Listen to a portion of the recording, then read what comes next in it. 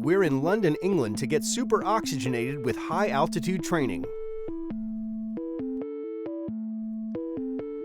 At around 20 metres above sea level, London is not the logical location for elite athletes to train at altitude.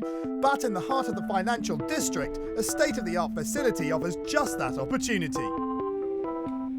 Mainly altitude training comes from actual altitude training. So going to the Alps, for example, Colorado, something like that, there's a couple bases there. So simulated altitude training is massively unique. There's not any other centre really that does this. We're the only one of a kind, especially in London. So as you can see, the oxygen in the room is around 15% oxygen, which is about a 6% decrease in what it is at sea level. As an altitude, this is about 2,700 metres, which is a perfect balance between being high enough to get the benefits of high altitude training without a massive performance decrease. Any higher than this, and the performance decrease is almost too much to get a benefit from it. You breathe the oxygen in through the air, your body uses the oxygen, it gets carried via the red blood cells and hemoglobin to the working muscles, and then your working muscles use that oxygen for energy aerobically. The lack of that oxygen means there's a lack of energy, which is what causes a response from your body to start increasing the red blood cell counts. When you go to high altitude, there's less oxygen in the air, which means less oxygen goes to working muscles. As a result, your kidneys release a hormone called EPO, which is what triggers the increase in red blood cell count. And the increase in red blood cell count is what the majority of endurance athletes are after. And this is one of the best ways to get it, which is legal to get it, and there's other ways you can get it which break the rules.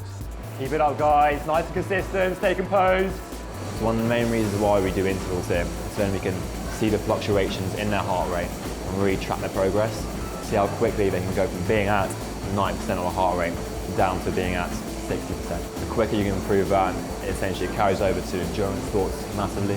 You know, being able to recover, if let's say you're on a bike and you go up a really hard climb, how quickly your heart rate and how quickly you recover after that. It also gives us an indication as to how well they can utilise oxygen in the air.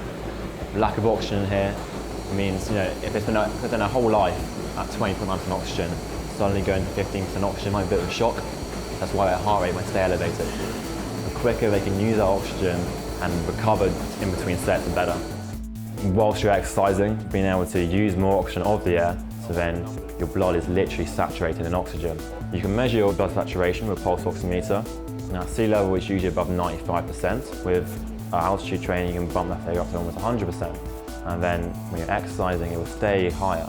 So when you're exercising absolute maximum at sea level, it can drop to about as low as 90%. With altitude training, come back down to sea level, let's say it drops down to 94%, that's 4% extra than someone who didn't do altitude training. So their blood is just more saturated in oxygen, meaning there's more oxygen for energy and a better performance all around.